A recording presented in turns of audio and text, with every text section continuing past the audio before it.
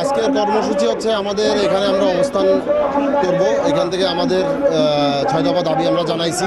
এখন তাদের আদেশ কি আসে এটা আমরা দেখার জন্য এখানে আসছি। সবাই মিলে আমরা একত্রিত হয়ে আসছি এখানে। তারা অনেক কিছুই সুসংহতভাবে সুশৃঙ্খলভাবে করতে পারছে না বলে পরিলক্ষিত হচ্ছে। আমাদের দাবি একটাই, আমাদের অন্যায়ভাবে চাকরিচ্যুত করা হয়েছে, আমরা চাকরিতে পুনর্বহাল এবং সেখানেতে 57 সেনা অফিসার সহ 74 জন এবং এই পর্যন্ত যে সকল মিডিয়া সদস্য জেলে এবং জেলের বাইরে নির্যাতনের শিকারে মারা গেছে, যাদের কারণে মারা গেছে তাদের সঠিক বিচার করেছে। আজকে আমরা যে আমাদের ন্যায্য দাবি এবং অধিকার নিয়ে আমরা দাঁড়িয়েছি,